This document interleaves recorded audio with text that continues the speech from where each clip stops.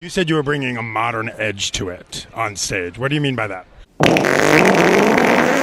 You know, I was really excited about the new Snow White movie coming out next year because the last couple of live-action Disney movies have been nothing but bangers, but the lead actress playing Snow White, Rachel Zegler, just took away all the enjoyment I was going to have with this remake. Jokes aside, I'm not a huge fan of the original Snow White. I respect it as a landmark for animated movies as opposed to the story's actual writing. There's nothing inherently wrong with the plot and characters, it's just kind of bland, which is sort of a given considering Snow White is the first movie-length animated feature. It was more about displaying the ability to create an animated feature-length film as opposed to displaying one's writing skills. So there is an opportunity to add more depth to the story and characters. This is one of the few old Disney movies I think could really benefit from a remake. It doesn't necessarily have to be live action, but you know, I think it could work. This is why I don't really mind Rachel criticizing the 1937 Snow White film, but it's how she takes a fat fucking dookie on the beloved Disney movie that kind of rubs me the wrong way.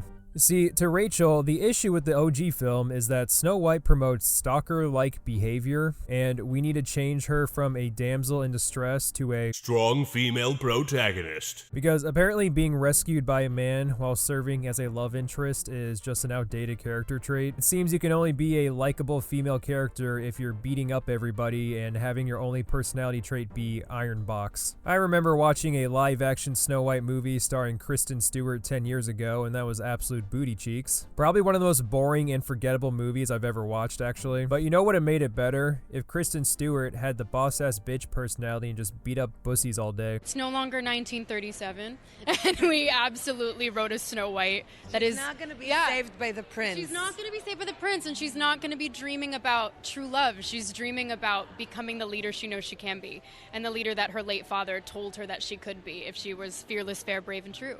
And so it's just a really incredible story for, I think, young people everywhere to see themselves in. I'm going to stand there 18 hours in a dress of an iconic Disney princess. I deserve to be paid for every hour that it is streamed online. I think what separates modern-day strong female characters from older ones is that the older characters didn't have this holier-than-thou, snarky, smug attitude. Everyone likes Sarah Connor and Ripley because they get shit done and don't expect someone to praise them for it. They're selfless, brave, and competent, but don't brag about it. Pretentiousness is a huge fucking turnoff, and when the character does something cool and expects praise, then you kill any coolness factor they had going for them, or at least you don't have them be annoying about it. Mulan was a critique on traditional gender roles, and yet the character didn't put down others to pull herself up. She instead proved herself through her actions and remained humble. That is infinitely more likable than, you silly men. I don't need you. Be big strong woman. Snow White 2024 is also yet another live-action Disney movie that has nothing to offer but a race change, and this time it actually interferes with the actual story. Snow White is known for having pale white skin.